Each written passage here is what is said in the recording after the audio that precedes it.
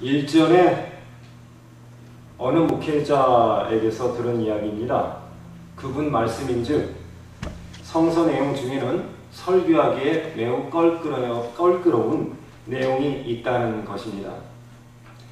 그러면서 그분 이야기의 분위기 가운데는 은연중에 그런 말씀들은 성서에서 차라리 도려냈으면 하는 바람이 배어있음을 느꼈습니다. 물론 만만치 않은 본문으로 설교하다가 화를 당하는 일이 있을 수 있겠습니다만 그럼에도 요사의 목회자들이 그런 말 할 자격이 있을는지 참으로 궁금합니다. 사실 오늘 본문 내용 중에도 범상치 않은 내용이 자리 잡고 있습니다. 저는 신대원 재학 시절 교회사 수업 중 초대교회 관련 내용을 접하면서 매우 신선한 감동을 느껴보았습니다.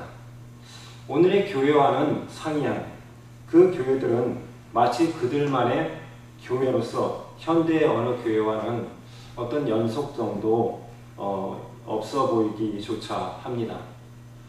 한편으로 이런 초대교회는 오늘을 사는 기성교대 교회의 신도들 눈에 우리가 늘 의심의 눈초리로 바라보는 여느 이단 집단처럼 느껴질 수도 있을 것이라는 일말의 불안감이 스쳐 지나갔습니다. 그도 그럴 것이 많은 이단들이 이 초대교회의 모습을 흉내내기도 했었습니다. 하여간 저는 이러한 초대교회에 대한 나름대로의 감동을 마음 한구석에 간직하고 있던 중 겁도 없이 초대교회라는 이름을 단 이민교회들이 있다는 것을 알게 되었습니다. 나중에 이러한 교회들의 실상을 파악하고는 허탈한 마음에 나름대로 결론 내리기를 이러한 교회들의 이름 속에 초대가 처음 초자가 아니라 불을 초라는 결론에 도달했습니다. 그러니까 사람들을 초청하는 교회라는 것이죠. 어째 제 말이 그럴듯하나요?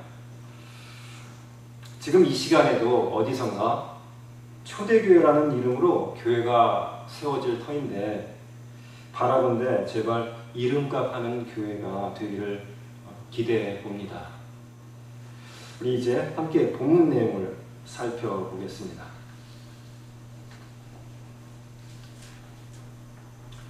오늘 하나님께서 본문을 통해서 들려주시는 귀한 말씀은 이 시대의 교회가 듣고 그 의미를 되새겨 넣어야 할 특별한 말씀입니다.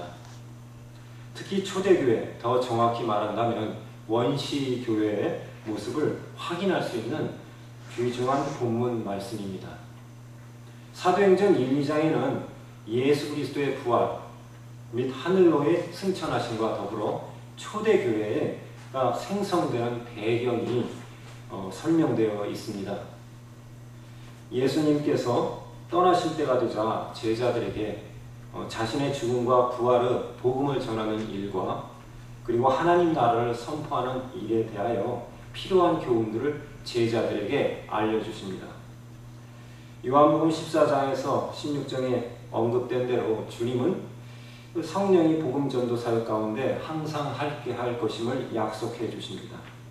주님께서는 다시 돌아올 것임을 약속하면서 천사들과 함께 떠나십니다. 이제 남아있는 사도들은 베드로를 중심으로 전열을 재정비하고 유다를 대신할 자를 뽑아 12사도 자리를 회복합니다. 이후 주님의 약속대로 오순절 날에 성령님이 제자들 가운데 임하며 이 일로 능력을 받은 사도들로 인해 복음이 힘있게 증거되고 마침내 초대교회가 탄생하게 됩니다. 이러한 본문의 전후 맥락을 염두에 두고 이제 오늘 본문을 알기 쉽게 우리의 말로 다시 한번 옮겨서 경청하십시다. 사도행전의 저자 누가는 아래와 같이 초대교회 모습을 증거합니다. 그들은 사도들의 가르침에 몰두하며 서로 사귀는 일과 함께 음식을 먹는 일과 기도에 힘썼습니다. 사도들을 통하여 기이한 일과 표적이 많이 일어났습니다. 그리하여 모든 사람에게 두려운 마음이 생겼습니다. 믿는 사람은 함께 지내며 모든 것을 공동으로 소유하고 재산과 소유물을 팔아서 모든 사람에게 필요한 대로 나누어 가지게 하였습니다. 그리고 날마다 한 마음으로 성전에 열심히 모이고 서로의 집에 번갈아 모여서 빵을 떼면서 순수한 마음으로 기쁘게 음식을 먹고 하나님을 찬양하였습니다. 그래서 그들은 모든 사람에게서 호감을 샀습니다. 주께서는 구원받는 사람을 날마다 더하여 주셨습니다. 언제부터인지 모르게 교회는 교회의 외형에 주눅이 들기 시작했습니다. 건강한 교회는 반드시 성장한다는 명제를 설정하고 여기에 묶여 강박관념에 빠지기까지 합니다. 프로는 숫자로 승부한다며 양적 팽창에 강공 드라이브를 걸어버린 대형교회 목사님들 덕분에 교회는 교회의 규모에 대소를 불문하고 자금의 외형상의 성장에 목을 매달고 있습니다. 사람이 나이가 들어도 자라지 않는다면 그 심각한 발육의 문제일 것입니다. 교회가 해가 바뀌어도 성장이 없다면 이 또한 근본적으로 점검해봐야 할 이상 징후일 것이죠. 질적으로나 양적으로나 어느 면이든 성장과 성숙이 정체되어 있다면 이는 살아 숨쉬는 공동체로서 심각한 자기 점검이 필요할 것입니다. 그러나 오늘의 지나친 성장 지상주의는 아무리 보아도 문제가 있는 듯합니다. 결코 건강하지 못한 기형적인 모습으로 교회를 성장케 하고 말았죠. 교회 성장을 목표로 한 수많은 세미나와 강좌들이 소위 이른바 교회 부흥의 원리들을 제안합니다. 각 개교회별로 처해 있는 입장이 사실 천차만별인지라 별로 신통한 결과를 보지 못합니다. 다양한 세상의 기법을 접목한 교회 성장학을 너도 나도 할 것 없이 앞다투어 배우고 있지만 이제는 더 이상 소위 약효가 통하지 않는 것 같습니다.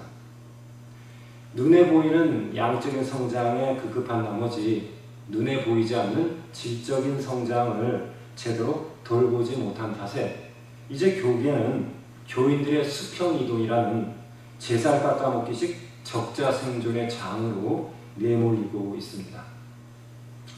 몇 주 전 동료 목회자를 통해서 들은 이야기입니다만 대도시 이민교회 목회자들이 서로 거의 교류를 하지 않는다고 합니다. 서로 적이 되었기 때문이죠. 서로 교인들을 뺏고 빼앗기는 수평이동의 진흙탕 싸움이 시작되었기 때문입니다. 이런 민망한 교회의 모습을 볼 때 진실로 건강하게 성장하고 부흥하는 교회가 참으로 그런 교회에 대한 기대감이 마음속 깊이 사무칩니다. 참된 교회 부흥의 원리를 찾아서 느리지만 건강하게 세상 속에 덕이 되는 교회의 모습에 모두들 목말라 합니다. 이러한 시대의 요청을 염두에 둘 때 오늘 본문의 말씀은 하나님께서 이 시대 교회들에게 주시는 참된 교회 부흥의 원리라 할 수 있습니다. 여러분, 이 초대교회는 의도적으로 부흥을 기획하지 않았습니다. 즉 그들은 살아가는 과정에서 저절로 이루어진 부흥을 경험합니다. 물론 당연히 그 살아온 모습 및 과정과 인과관계가 있는 것이죠.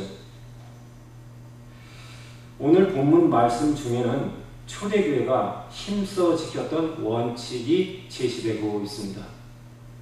저는 이것을 기본기에 충실한 초대교회였다고 표현합니다. 교회의 목적은 하나님의 나라에 대한 봉사입니다.